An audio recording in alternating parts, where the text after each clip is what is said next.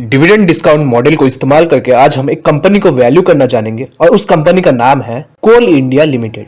तो सबसे पहले कंपनी को वैल्यू करने के लिए जो चीज का हमें जरूरत पड़ेगा वो है डिविडेंड। कैसे निकालेंगे? तो सिंपली आपको क्रोम ओपन कर लेना है और यहाँ पर आपको लिखना है screener Coal India limited and then जो पहला लिंक आ रहा है आपको उस पर क्लिक कर देना है। तो यहाँ पर आपको डॉक्यूमेंट सेक्शन पे आपको क्लिक करना है और यहाँ पर जो लेटेस्ट एनुअल रिपोर्ट है उसको आपको ओपन कर लेना है। इसको डाउनलोड ही कर लेते हैं सबसे अच्छा, तो डाउनलोड कर लीजिए। देन आपको उसको ओपन कर लेना है और आपको सिंपली चले जाना है आपका कंटेंट्स पे, जहां पर कंटेंट इंडेक्स या फिर कंटेंट जहां पर है और वहां पर आपको सर्च करना है financial highlights. Okay, financial highlights given है नहीं पर परफॉर्मेंस हाइलाइट्स गिवन है, आपको उसको ओपन कर लेना है पेज 8 और सिंपली आपको यहाँ पर सर्च करना है डिविडेंड। अगर आप देखेंगे तो इस पर डिविडेंड गिवन है नहीं, पर हम इसको कैलकुलेट कर सकते हैं। कैसे? देखिए यहाँ पर अर्निंग पर शेयर गिवन है और आपका dividend pay out ratio given है। अर्निंग पर शेयर मतलब अगर आज इस पे आप इन्वेस्ट किए होते तो हर साल का अर्निंग्स कितना हो रहा है, पर शेयर होल्डर्स का अर्निंग, जो अब ये एक शेयर को होल्ड करता है उसका अर्निंग्स क्या है, उसी को कहते हैं हम अर्निंग्स पर शेयर, जो कि 57.37 लिख दीजिए। मॉडल के नीचे देखिए की इनपुट्स पे यहाँ पर आपको लिख देना है ईपीएस। देन जो नेक्स्ट हमें गिवन है वो है डिविडेंड पे आउट रेशियो, जो कि है 46.19। डिविडेंड पे आउट रेशियो क्या होता है?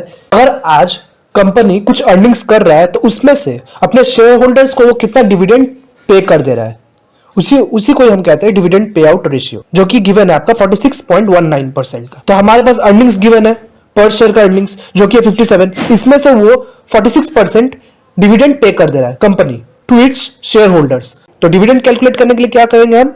EPS into dividend pay out ratio calculate कर लेते हैं, is equal to EPS into dividend pay out ratio, enter. और देखिए कितना आ रहा है 26.50।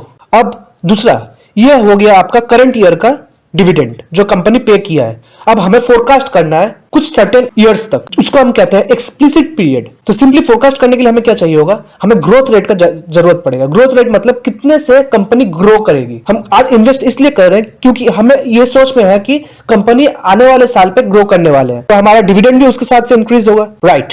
तो कितना से ग्रो करेगी? वो ग्रोथ रेट को निकालने के लिए जो एक फॉर्मूला है वो है आपका यहाँ पर देखिए ROE into retention rate. ROE मतलब return on equity. Return on equity क्या होता है? इक्विटी शेयर होल्डर्स के कैपिटल को इस्तेमाल करके कंपनी ने कितना रिटर्न साल के अंत पे जनरेट किया है, सिंपल। तो उसके लिए हमें चाहिए होगा PAT, that is profit after tax. Simply आपको वो ओपन कर लेना है एनुअल रिपोर्ट और यहाँ पर आप देखिएगा प्रॉफिट आफ्टर टैक्स कहाँ गिवन है, ये देखिए गिवन है प्रॉफिट आफ्टर टैक्स 35,302। तो यहाँ पर सिंपली आप लिख दीजिएगा profit after tax that is equal to 35,302 rupees. 35,302 divided by, तो डिवाइड का साइन दे दीजिए, divided by average total equity, current year equity plus previous year equity divided by 2।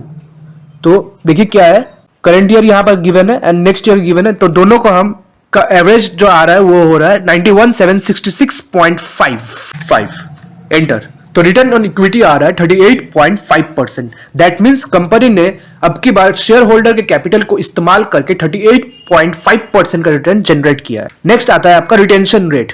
Retention rate मतलब कंपनी ने इस साल जितना कमाया है उसमें से उन्होंने कितना डिविडेंड पे कर दिया है और कितना अपने पास रख लिया है, ताकि वे उस पैसे को री इन्वेस्ट कर सके बिजनेस में to get the compounding effect, which is equal to 1 minus the dividend pay out ratio. मतलब 1 minus the dividend pay out ratio that is equal to 1 minus कितना डिविडेंड पे कर दिया है। तो जब मैंने मेरे टोटल अर्निंग्स में मैंने इतना परसेंट का डिविडेंड पे कर दिया है, तो जब मैं एंटर करता हूं जो ये रह रहा है, ये जो परसेंटेज है, इतना परसेंटेज का पैसा मैंने अपने बिजनेस में रख लिया है ताकि मैं उसको री इन्वेस्ट कर सकूं और बिजनेस को और ज्यादा ग्रो कर सकूं, राइट। तो फिर हम ग्रोथ निकालेंगे is equal to return on equity multiply the retention rate. तो अगर आप आज इस कंपनी पे इन्वेस्ट करते हैं और हम ये सोच करके चल सकते हैं कि कंपनी जो एक्सप्लिसिट फोरकास्ट पीरियड में कंपनी 20.7% से ग्रो कर सकती है, तो सिंपली आपको इस ग्रोथ रेट को आप इस्तेमाल करके फ्यूचर में मैं कितना डिविडेंड पा सकता हूं उसको एक्सपेक्टेड डिविडेंड को आप निकाल सकते हैं। कैसे? Is equal to current year dividend multiply 1 plus the growth rate. इतना से कंपनी ग्रो करने वाली है और इसको आप फ्रीज कर दीजिए F4 करके, एंटर। तो नेक्स्ट ईयर 2026 में जो इन्वेस्ट कर रहा है वो एक्सपेक्ट कर सकता है 31 रुपीज का डिविडेंड और सिंपली आपको इसको पकड़ के खींच देना टिल द एक्सप्लिसिट पीरियड तक, FY28 तक। तो FY28 में मुझे 46 रुपीज मिलने वाले हैं। मैं अभी कौन सा साल पे खड़ा हूं? जीरोथ ईयर में, जो कि है FY25, और ये जो सारे मुझे मिलने वाले FY26, 27, 28 में, ये सारे मेरे फ्यूचर कैश फ्लोज हैं। तो फ्यूचर कैश फ्लोज को पहले हमें प्रेजेंट वैल्यू में लाना पड़ेगा, राइट? यस। तो प्रेजेंट वैल्यू में लाने के लिए हमें इसको डिस्काउंट करने पड़ेंगे हमारे डिस्काउंटिंग फैक्टर से, और इस केस में जो डिस्काउंटिंग फैक्टर होता है वो है आपका एक्सपेक्टेड रेट ऑफ रिटर्न, जिसको हम कॉस्ट ऑफ इक्विटी के नाम से भी जानते हैं। कंपनी के लिए कॉस्ट है, बट हमारे लिए जो इन्वेस्टर्स है उनके लिए ये आपका रिटर्न है, रेट ऑफ रिटर्न हम एक्सपेक्ट कर सकते हैं कंपनी से। तो सिंपली कॉस्ट ऑफ कैपिटल और एक्सपेक्टेड रेट ऑफ रिटर्न को कैलकुलेट करने के लिए हम इस कैपिटल एसेट प्राइसिंग मॉडल का इस्तेमाल करेंगे।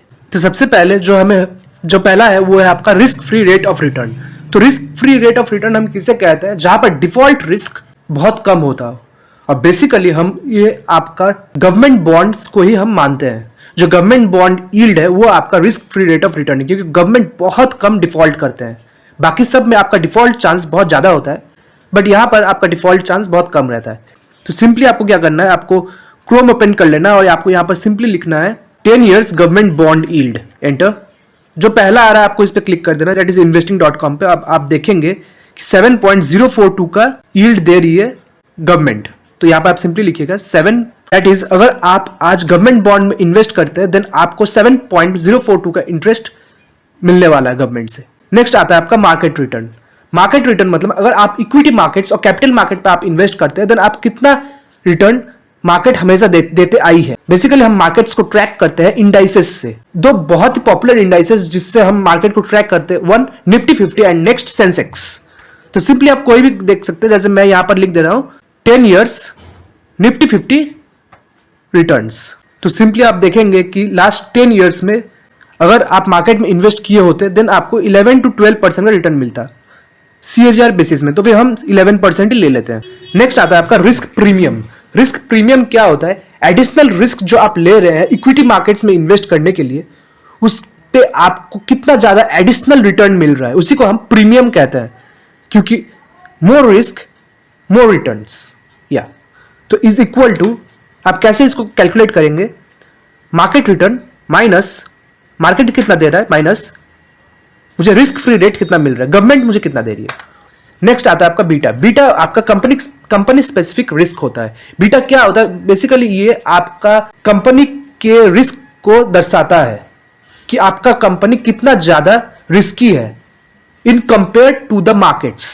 मार्केट का बीटा हमेशा ऑलवेज 1 होता है। तो अगर आपकी कंपनी का बीटा 1 से अबव हो देन वो कंसिडर किया जाता है एज अ एग्रेसिव स्टॉक, और अगर आपका कंपनी का बीटा लेस देन 1 हो देन उसको आपका कंसिडर किया जाता है डिफेंसिव स्टॉक। तो बेसिकली इंडस्ट्री में जो प्रैक्टिस होता है कि आपका 2 years वीकली बीटा को वे प्रेफर करते हैं। तो सिंपली आपको यहां पर लिखना है, क्रोम ओपन कर लीजिए और यहां पर लिख दीजिएगा 2 years कोल इंडिया 2 year वीकली बीटा।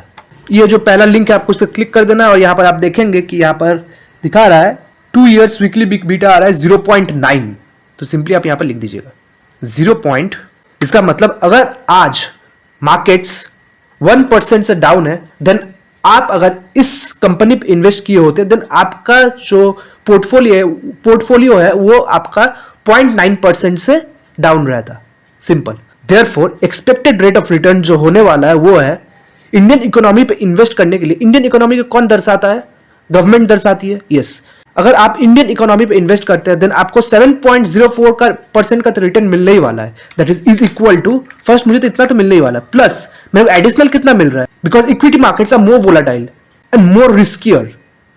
तो more risk, so I will be expecting more return. तो जो एडिशनल रिटर्न जो इक्विटी मार्केट्स मुझे दे रहे हैं वो है आपका 3.96, that is called risk premium into, ऐसे थोड़ी ना जाने दूंगा, मैं इस कंपनी पे इन्वेस्ट कर रहा हूं तो ये कंपनी कितना रिस्की है वो उसको भी तो कंसिडर करना पड़ेगा। Therefore beta multiply beta, that is equal to 10.06%। 10.6% का मैं रिटर्न एक्सपेक्ट कर सकता हूं if we are going to invest in this company. तो और ये हो गया आपका डिस्काउंटिंग फैक्टर। तो सिंपली जितने सारे हमारे फ्यूचर कैश फ्लोज है उसको प्रेजेंट वैल्यू पे लाने के लिए हमें डिस्काउंट करना पड़ेगा with the expected rate of return से, is equal to future cash flow divided by 1 plus the expected rate of return, इसको आप फ्रीज कर दीजिए F4 से, एंड देन ये जो मुझे अमाउंट मिलने वाला है ये मुझे कौन से साल में मिलने वाला है, 1 साल बाद मिलने वाला है, टू द पावर 1, एंटर। तो अगर जो 1 साल बाद मुझे 31 रुपीज मिलने वाले थे उसका आज का वैल्यू है 28.92। वैसे ही सिमिलरली आपको इसको पकड़ के ड्रैग कर देना है टिल ईयर 3 तक।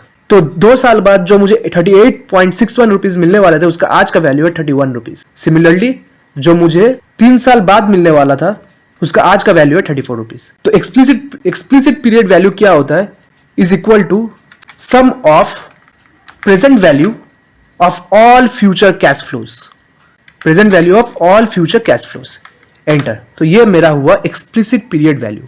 अब एक सर्टेन पीरियड के बाद हम कंपनी को फोरकास्ट नहीं कर सकते, हम कंपनी को फोरकास्ट नहीं कर सकते, तब हम एक सर्टेन परसेंटेज को रख लेते हैं जिससे हम सोचते हैं कि इसी रेट से कंपनी ग्रो होने वाला है। बेसिकली उसको हम कहते हैं टर्मिनल पीरियड। टर्मिनल पीरियड क्या होता है कि कंपनी, तो उसको उस पीरियड को हम कहते हैं टर्मिनल पीरियड, और उसको निकालने के लिए हम जो फॉर्मूला का इस्तेमाल करने वाले हैं वो है Gordon's growth model. Gordon's growth model ये हमें बताता है कि सर्टेन पीरियड ऑफ टाइम के बाद जब कंपनी अपना मार्केट शेयर कैप्चर कर चुकी है वो अब धीरे धीरे मैच्योर हो जाएगी। जब कंपनी हो जाती है देन उसको उस पर अब ग्रोथ बचा नहीं है। ऑफ कोर्स इन्फ्लेशन के साथ ग्रोथ तो करेगा ही, पर जो ग्रोथ है वो बहुत ही कम हो जाता है बिकॉज कंपनी मैच्योर हो चुका है, स्टेबलाइज हो चुका है। तो अब हम टर्मिनल पीरियड का कैलकुलेशन करने वाले हैं। कैसे करेंगे, इज इक्वल टू जिस साल में मैं खड़ा हूं दैट इज 2028 में, उस साल वो साल पे हम ग्रोथ देने वाले हैं into 1 plus the growth rate. और यहां पर जो ग्रोथ रेट हम कंसिडर करने वाले हैं वो है आपका टर्मिनल ग्रोथ रेट जो कि है 4%। ये ग्रोथ रेट मैं इसलिए लेने वाला हूं क्योंकि मुझे अब पता है कि कंपनी अब मैच्योर हो चुका है, कंपनी धीरे धीरे मैच्योरिटी में पहुंच चुका है। दैट्स देयरफॉर ग्रोथ रेट जो है वो एक ही रेट से वो ग्रो करने वाला है, डिवाइडेड बाई कॉस्ट, मेरा कॉस्ट ऑफ इक्विटी मैं कितना एक्सपेक्ट कर रहा हूं इस कंपनी से। अभी कर रहा था 10.6% है क्योंकि कंपनी में ग्रोथ था पहले, फर्स्ट 3 इयर्स में कंपनी में ग्रोथ था जिस कारण मेरा रेट ऑफ एक्सपेक्टेशन भी यहां पर हाई था। पर अब मेरे को पता चल चुका है कि कंपनी धीरे धीरे मैच्योर होने वाला है, तो धीरे धीरे मुझे भी एक्सपेक्टेशन अपना कम करना पड़ेगा क्योंकि रिस्क घट जा रहा है। जो एक ग्रोथ कंपनी है उसमें रिस्क बहुत ज्यादा रहता है, क्या होगा नहीं होगा, कौन कंपटीटर आके उसको दबा देगा, ऐसा टाइप का। बट ओवर द टाइम जब कंपनी मार्केट कैप्चर कर चुका होता है देन कंपनी स्टेबलाइज हो जाता है, कंपनी मैच्योर हो जाता है, तो आपका ऑटोमेटिकली रिस्क घट जाता है। जब रिस्क घट जाएगा तो मेरा रिस्क कितने से घट जाएगा, करंट मेरे expected rate of return minus the growth rate 4% से, बिकॉज कंपनी मैच्योर हो चुका है, एंटर। तो ये हो गया आपका टर्मिनल पीरियड वैल्यू। और मैं अभी कहां खड़ा हूं, मैं अभी प्रेजेंट ईयर पे खड़ा हूं जो कि है FY25। तो इसको प्रेजेंट ईयर पे लाने के लिए मुझे इसको डिस्काउंट करना पड़ेगा with the discounting factor, simply is equal to this divided by 1 plus मेरा एक्सपेक्टेड रेट ऑफ रिटर्न क्या है 10.6 टू द पावर, ये जो मुझे वैल्यू मिलने वाला है ये मुझे कब मिलने वाला है, 3rd ईयर पे मिलने वाला है। अब मैं अभी 0 ईयर में खड़ा हूं तो 3rd ईयर में मुझे कितना वैल्यू मिलने वाला है, उसका प्रेजेंट वैल्यू आज को होगा, तो फिर यहां पर आप लिखिएगा 3 क्योंकि मुझे ये वैल्यू जो है ये मुझे 3rd ईयर में मिलने वाला है। तो जब आप एंटर प्रेस करेंगे तो ये जो करंट आपका वैल्यू निकला वो है आपका present value of the terminal period.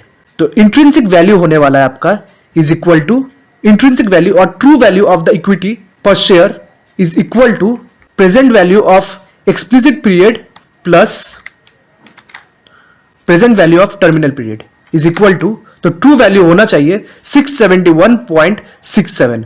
तो सिंपली आपको, और यहां पर आप लिखेंगे करंट मार्केट प्राइस। तो करंट मार्केट प्राइस क्या है, करंट मार्केट प्राइस यहां पर आप लिखिएगा 463, एंटर।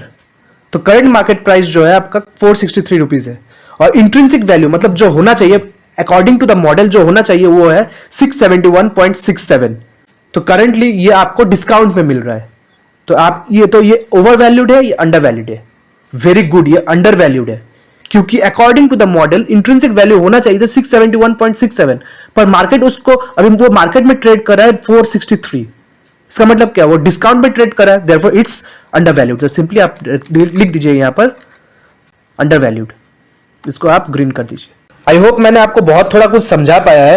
ऑफ कोर्स मैं ये टेम्पलेट जो है आपका YouTube के कमेंट सेक्शन में पिन कर दूंगा। और अगर आप डिस्काउंटेड कैश फ्लो के ऊपर कोई वीडियो देखना चाहते हैं पूरा स्क्रैच से, देन आप हमें कमेंट सेक्शन में जरूर कमेंट कर सकते हैं।